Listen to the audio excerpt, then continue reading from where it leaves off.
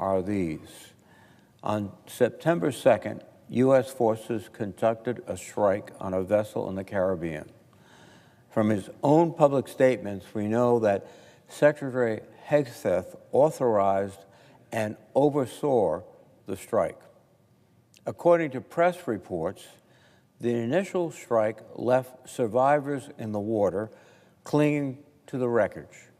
And then U.S. forces carried out a second strike on the vessel, which killed the survivors. Initially, as he often does, the Secretary of Defense and his office denied the reporting when it broke last weekend. But then on Monday, White House Press Secretary Caroline Leavitt confirmed that, in fact, Secretary Hegseth did authorize these strikes, and that Admiral Bradley, the operational commander, did order a second strike. The White House has admitted what the Secretary denied, and we cannot ignore what that means. The Department of Defense Law of War Manual states that members of the armed forces must refuse to comply with clearly illegal orders, including law of war violations. It even provides a definition and an example to avoid confusion, and I quote, "For example, orders to fire upon the shipwrecked would be clearly illegal." And this is not a complex legal theory. This is not a gray area. The manual addresses this exact situation with crystal clarity. Orders to fire upon the shipwrecked are clearly illegal. And this principle has been long ingrained in the Department of Defense and the Navy. Multiple legal experts, including former judge advocate generals, have stated that if this reporting is accurate, this strike appears to constitute a war crime. Indeed, many of my Republican colleagues have joined Democrats in recognizing that the reported facts of this strike would be clearly illegal. And yet, in his own words yesterday, the Secretary of Defense claimed that the second strike was, quote, the correct decision. This by itself is an alarming admission. But, Mr. President, I am frankly not surprised about the Secretary's statements.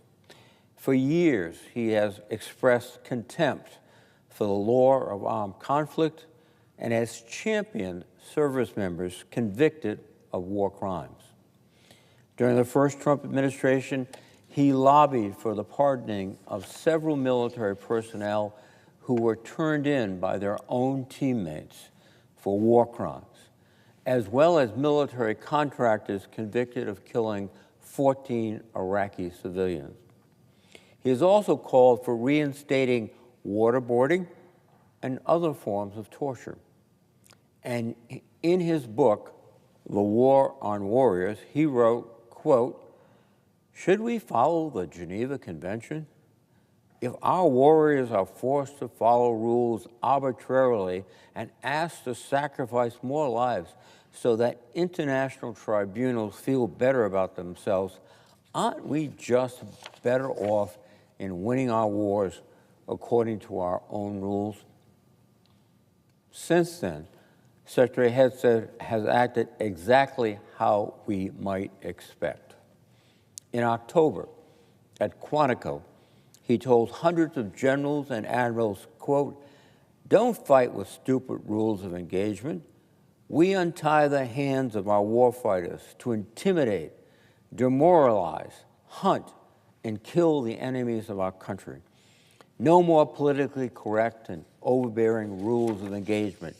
Just common sense, maximum lethality, and authority for warfighters." He then gave them an ultimatum, quote, "If the words I'm speaking today are making your heart sink, then you should do the honorable thing and resign," close quote. Secretary Hegseth demands military leaders conform to his interpretation of the law or be dismissed. And this is profoundly dangerous. It contradicts the ethic and the ethos of the American military, sworn to uphold the Constitution, sworn to obey the laws of armed conflict, and that dedication is to ensure that when our personnel are disabled in the water, when they are prisoners of war, they are treated with the legal requirements of the Geneva Convention and of other legal constraints. If we kill with impunity people, how can we object to the same behavior from our opponents?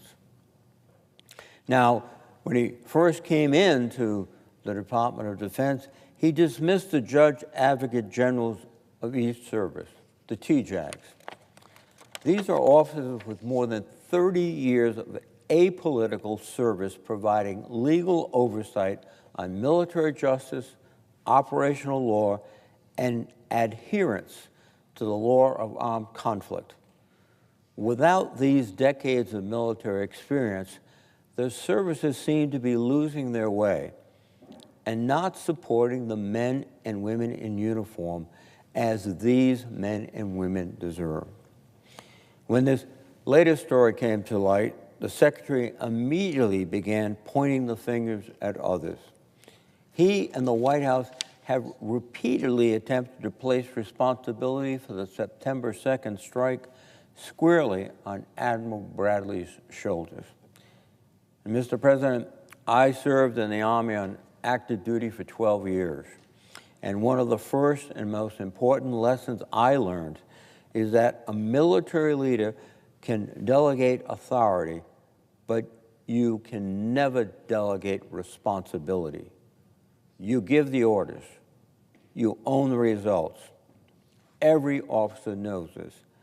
But Secretary Hegseth is once again giving orders and rejecting responsibility when bad results come in. I can guarantee that every combat leader under his command is taking careful note of his behavior. It is not the behavior they have dedicated their lives to perform. More broadly, what troubles me most is the administration's refusal to explain itself to Congress and the American people. This suggests they know this operation and the tortured legal rationale they use to justify it cannot withstand scrutiny. Chairman Wicker, and I applaud him for his very forceful determination to investigate this situation, we both have formally requested the executive orders that guide these operations and the full unedited videos and audio from each strike. We have asked for the intelligence that identified these vessels as legitimate targets. We have asked for the rules of engagement governing these operations. We have asked for casualty assessments and the criteria used to distinguish combatants from civilians.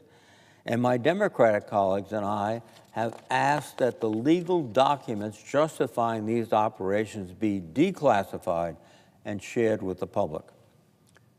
These are fundamental questions that any lawful military operation should be able to answer clearly and definitively. These are not courtesy requests. They are statutory requirements under multiple laws, including the War Powers Resolution and several National Defense Authorization Acts. But after 3 months, for asking for material that legally should have been provided to us promptly, the Pentagon has provided only limited information while refusing to answer basic questions about even that limited material. Legal experts across the political spectrum have nearly unanimously denounced these operations as unlawful. Yet rather than provide justification, the administration withholds information. If this operation serves vital American interests, if it can achieve its stated objectives, and if it is legal under domestic and international law, then why won't they defend it before Congress and the American people? The stonewalling suggests they lack genuine answers. The secrecy suggests they know that this operation does not make sense, is not good policy, and indeed quite illegal in many respects. Now, Mr. Hegseth's credibility is not the exclusive issue here. The issue is the law. But his repeated dishonesty makes oversight even more essential.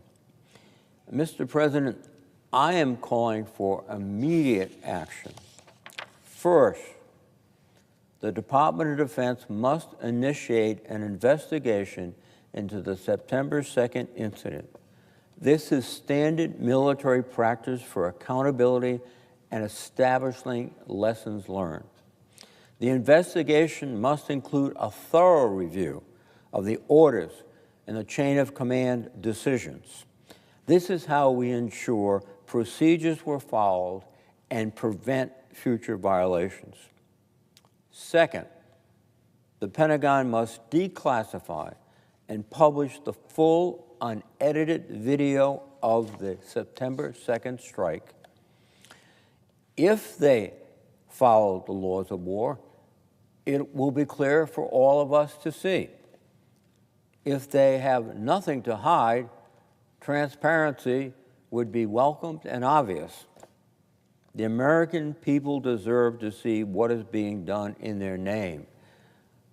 And I can only say their reluctance to do so suggests that they are reluctant for a reason.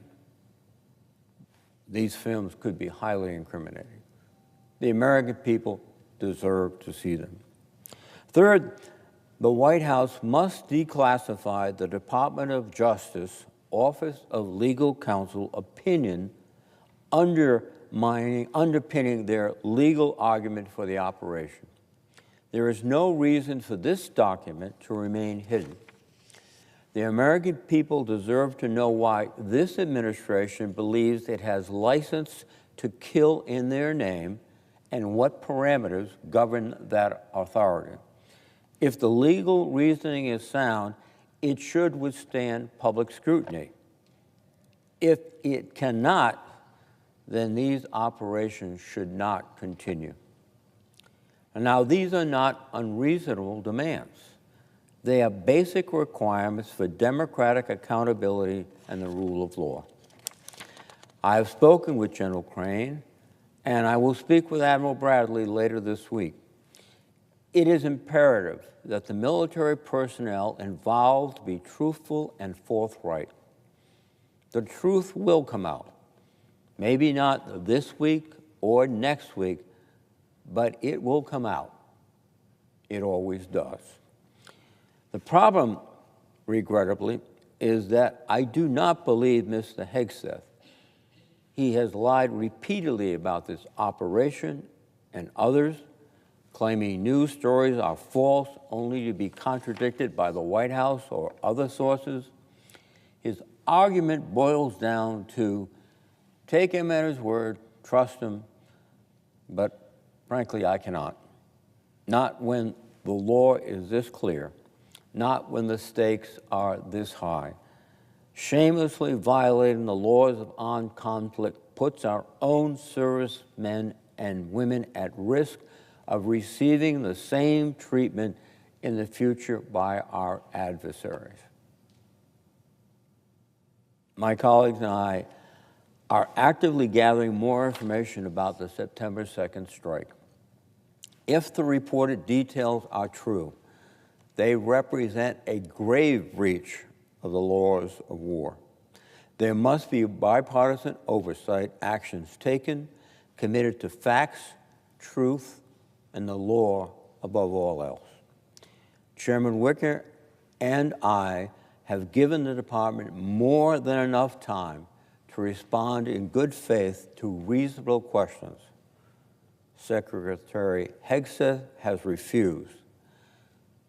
But the law demands better. The American people deserve better. And most importantly, our service members deserve better.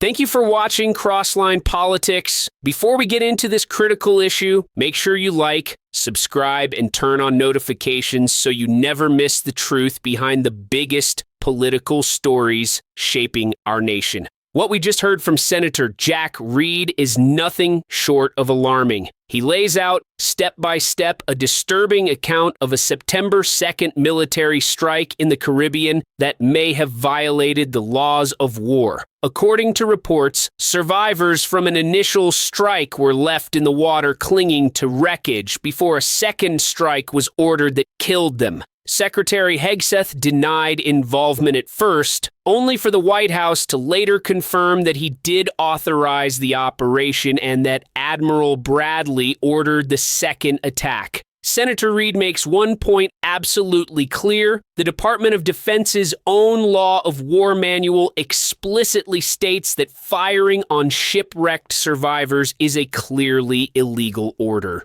There is no gray area here. And yet the Secretary of Defense openly defended the decision as the correct one. This fits a long and troubling pattern Reed highlights. From promoting the pardons of convicted war criminals to urging military leaders to ignore long-standing rules of engagement designed to protect American values and American troops. As a patriot, I believe strongly in the rule of law and in the moral code that separates our military from the brutality of our adversaries. When America abandons those standards, we put our own service members at risk. We weaken our credibility, and we damage the very principles we claim to defend. Senator Reed is right to demand answers, transparency, and accountability. The Pentagon has withheld information that should have been provided months ago. If the mission was lawful, why hide the footage? Why suppress the legal justification? This is not about politics. This is about the integrity of American power. This is about making sure our sons and daughters in uniform are led by people who respect the law, respect their duty, and respect the values this nation stands on. Senator Reed is doing exactly what oversight is meant to do: hold leaders accountable when they refuse to take responsibility. Crossline Politics will continue following this story closely. If you believe in truthful reporting, strong democratic oversight, and protecting the honor of our armed forces, make sure you like this video, subscribe to the channel, and share this message. America deserves leaders who follow the law, and our service members deserve nothing less.